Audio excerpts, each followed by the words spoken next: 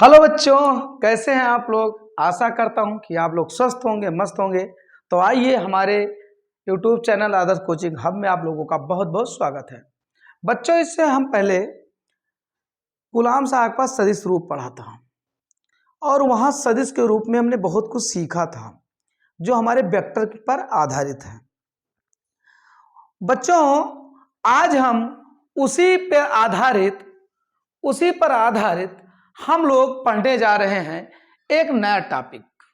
और जो नया टॉपिक हम पढ़ने जा रहे हैं, ये नया टॉपिक आपके एग्जाम के दृष्टि से और कंपटीशन के दृष्टि से बहुत इंपॉर्टेंट है, क्योंकि इसका नाम ही है कुछ इस प्रकार कि हम लोग जानते हैं कि बाहुल।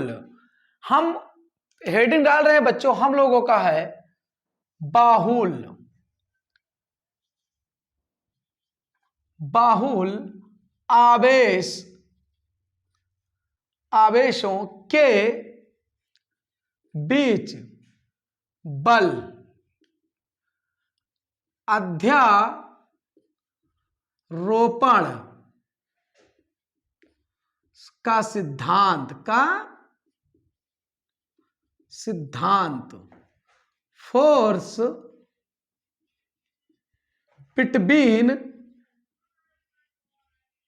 Between charge principle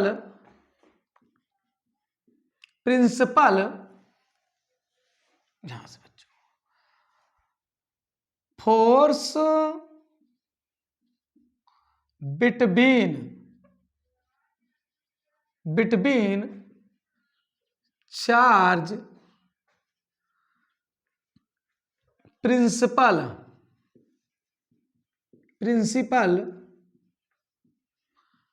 of super position.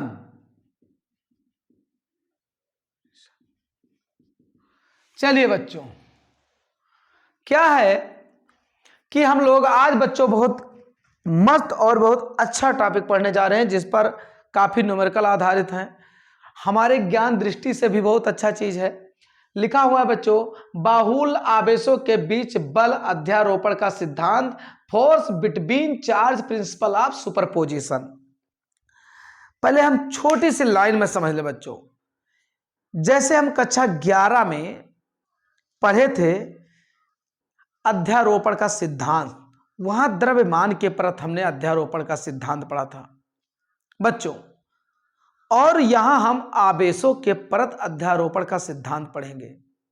वहां द्रव्यमानों के बीच में बल लगता था, यहां आवेशों के बीच में आकर्षण व प्रतिकर्षण बल लगता है।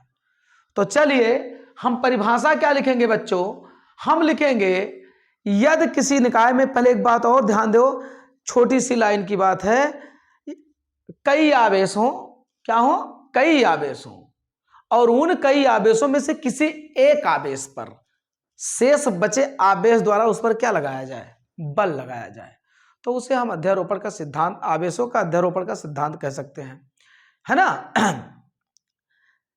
बाहुल का मतलब बहुत ज्यादा, और यहां आवेश की बात हो रही है। तो चलिए बच्चों, हम शुरू करते हैं। परिभाषा पहले लिख दें आप लोगों को, या हम बोल दें, लिख लीजिए, या फिर टेलीग्राम चैनल के माध्यम से आप लोगों को मिल जाएगा। इसका परिभाषा होगा बच्चों, यदि किसी निकाय में, क्या, यदि किसी निकाय में अनेक आवेश हों, यदि किसी निकाय में अनेक आवेश हों, तो उनमें से किसी एक आवेश पर, कई अन्य आवेशों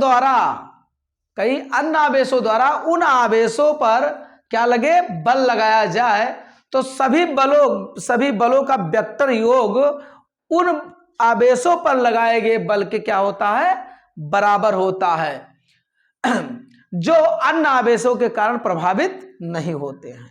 ठीक है ना। या बच्चों बोलो तो फिर लिख देते हैं, यदि किसी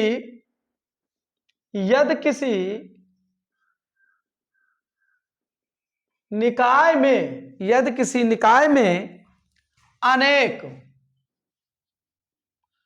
अनेक आवेश आवेश हो तो उनमें से किसी एक आवेश पर कई अन्य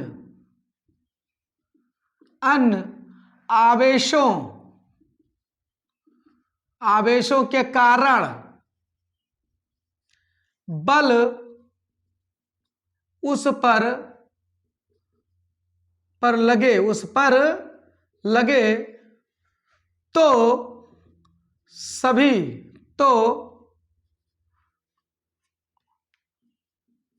सभी बलों के वेक्टर योग के बराबर होता है जो इन आवेशों द्वारा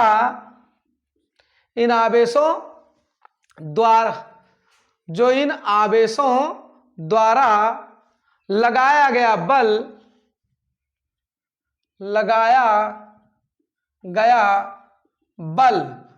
जो इन आवेशों द्वारा लगाया गया बल अन्य आवेशों की उपस्थिति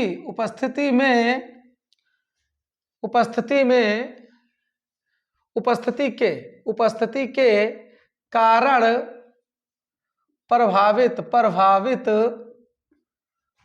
नहीं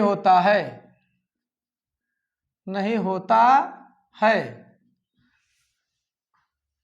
एक लाइन में हमने क्या बताया बच्चों, कई अन्य आवेशों द्वारा किसी एक आवेश पर लगाया गया बल सभी आवेशों के लगाए गए वेक्टरों का योग उस बल के क्या होता है, बराबर होता है। जैसे देखिए बच्चों, ये कोई एक आवेश है, मान लीजिए हमारे पास ये कोई आवेश है। अब पता चल रहा है इधर से भी इस पर कोई एक आवेश बल लगा रहा है Q1, पता चल रहा है कोई इधर से एक आवेश लगा रहा है Q2, पता चल रहा है कोई इधर से भी लगा रहा है एक आवेश, पता चल रहा है बच्चों इधर से कोई भी लगा रहा है एक बल, पता चल रहा है इधर से भी कोई लगा रहा है, तो इधर से भी कोई लगा रहा है, इधर से कोई लगा रहा है। तो कई आवेश हों और उन कई आवेशों में किसी एक आवेश पर क्या लगाया जाए, बल लगाया जाए, तो उसे हम क्या कहेंगे बच्चों, बाहुल्य आवेशों के बीच बल, बाहुल्य आवेशों के बीच बल। अब चलिए शुरू करते हैं बच्चों, हम इसको प्रूव करने के लिए कैसे प्रूव करेंगे। देखिए बच्चों, यहां पर हमने एक फिगर बना दिया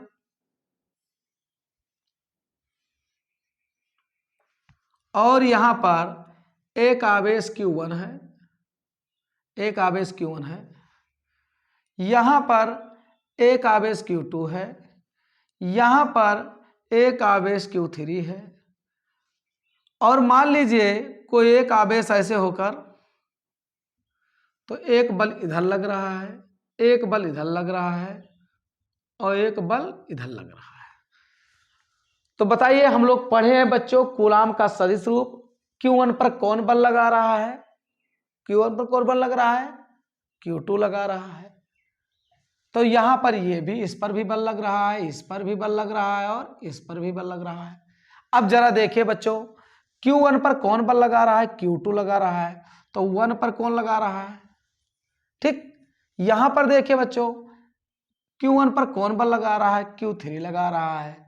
यहां पर देखिए बच्चों कि यहां पर मान लो इसका आवेश Qn है, क्या है बच्चों, Qn है, तो किस पर बल लग रहा है, 1 पर लग रहा है। किसके कारण लग रहा है, n के कारण लग रहा है, ठीक है ना। अब देखिए बच्चों, यहां से यहां की एकांक दूरी क्या होगी, किसकी ओर, एक की ओर, तो यहां 1 2 हो जाएगा एकांक इसका सदिश। इसकी अगर बात की जाए तो यहाँ R1 3 हो जाएगा। अगर इसकी बात की जाए तो इसका R1n हो जाएगा, ठीक। तो अब देखिए बच्चों, Q1 पर किसके कारण बल लग रहा है, Q2 के कारण। Q1 पर किसके कारण बल लग रहा है बच्चों? Q3 के कारण। Q1 पर किसके कारण बल लग रहा है? Qn के कारण। तो हम लिखेंगे बच्चों कि माना, क्या लिखेंगे? लिखेंगे माना किसी, ये ऊपर वाला फिनिश कर दे बच्चों ताकि बोर्ड में आ जाए, फिनिश कर दे। देखिए ये अब परिभाषा हम हटा रहे हैं।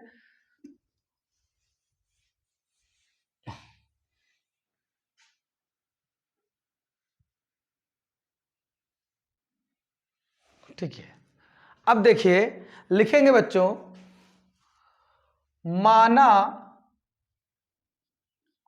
माना किसी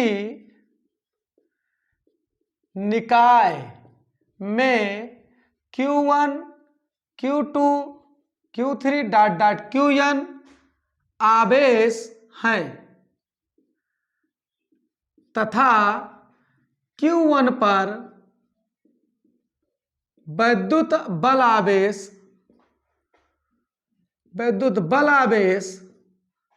ज्ञात करना है योम Q1 Q2 Q3 dot dot Qn के सापेक्ष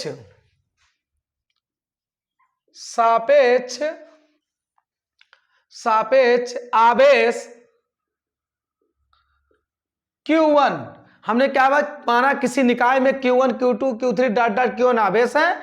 ये Q1 Q2 Q3 Qn आवेश है। फिर क्या है बच्चों? तथा Q1 पर विद्युत बल आवेश ज्ञात करना है। Q1 पर क्या है? Q1 पे कहेगा तो Q1 कर दीजिएगा, Q2 पर कहेगा तो Q2 कर दीजिए, जिस पर कहेगा। ज्ञात करना है योम Q1 Q2 Q3 dot dot Qn के सापेक्ष, क्या है? सापेक्ष क्या है बच्चों? सापेक्ष आवेश Q1 की स्थित सदिश कौन कौन है बच्चों? R12 R13 dot dot R1n है। तब कूलाम के सदिश नियम से, तब बच्चों कूलाम के सदिश नियम से, जरा देखिए Q2 के कारण, पहला Q2 के कारण Q1 पर लगने वाला बल बच्चों, यहां लिखेंगे पहला Q2 के कारण Q1 पर लगने वाला बल F12 बराबर Q, एक पर लग रहा है, 1 का मतलब वह Q1 की बात कर रहा है। कौन लगा रहा है? Q2 लगा रहा है। 1/4 pi epsilon not Q1 Q2 बटा R12 का स्क्वायर। और यहां पर एकांक इसका सदिश क्या होगा बच्चों? इसका एकांक से R12 का कैप होगा। समीकरण नंबर पहला। दूसरा बच्चों Q3 के कारण Q1 पर लगने वाला बल F1, और Q1 मतलब F1 का Q1 की बात कर रहा है, कौन लगा रहा है? तीसरा, तो 1/4 pi epsilon not Q1 Q3 बटा R13 का होल स्क्वायर और R13 का कैप। समीकरण नंबर 2। अब बच्चों इसी प्रकार डॉट डॉट डॉट इसी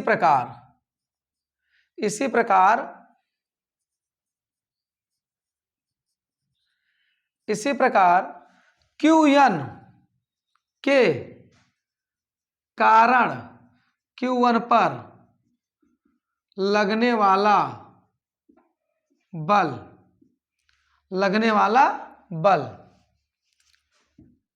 F1n बराबर 1/4 पाई एप्सिलॉन नॉट Q1Qn बटे R1n का होल स्क्वायर, फिर R1n का कैप। समीकरण नंबर 3। अब क्या लिखेंगे बच्चों? अध्यारोपण सिद्धांत से क्या लिखेंगे? अध्यारोपण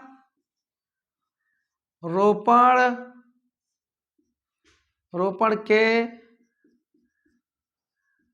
सिद्धांत से, चलिए लगा रहे अध्यारोपण का सिद्धांत से Q1 पर, सिद्धांत से Q1 पर लगने वाला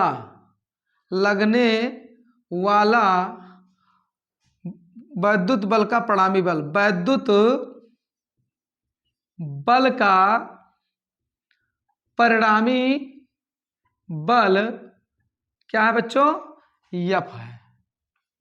ठीक, फिर देखिए क्या है बच्चों?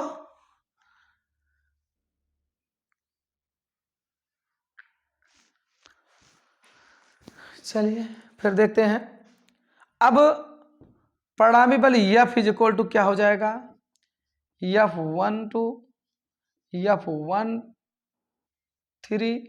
Plus dot dot dot F1n।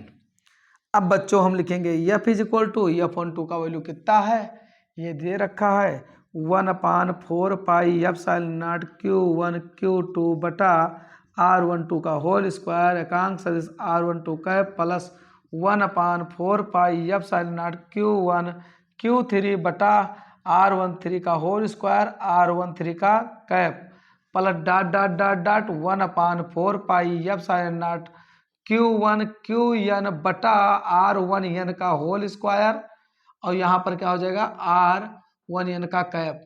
देखिए बच्चों, सारे हमने इसी को कहते हैं सारे आवेश को बाहुल आवेशों का योग हमने जोड़ दिया जो सदिश के रूप में है। अब इसको यहाँ देखिए बच्चों, हम चाहे तो इस प्रकार भी लिख सकते हैं 1/4 पाई एप्सिलॉन 1/4 एप्सिलॉन 1/4 एप्सिलॉन।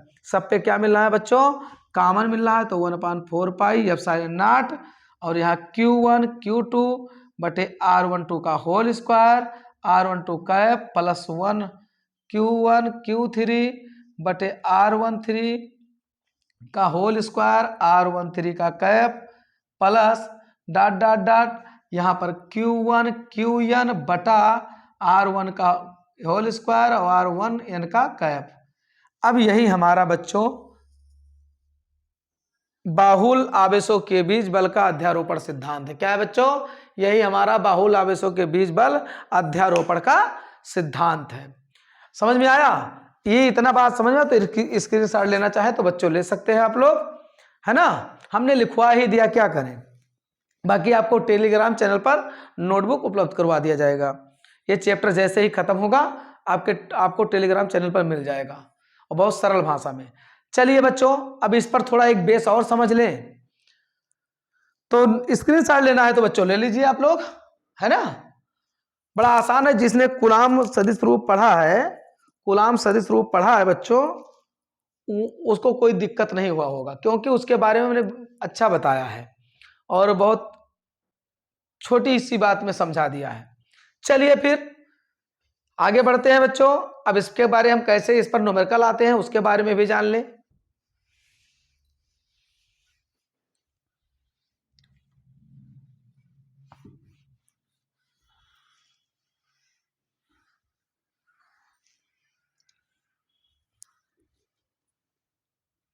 देखिए बच्चों, ये बाहुल आवेशों पर अध्यारोपण सिद्धांत पे कैसे न्यूमेरिकल आते हैं। जैसे ध्यान दीजिए, यहां पर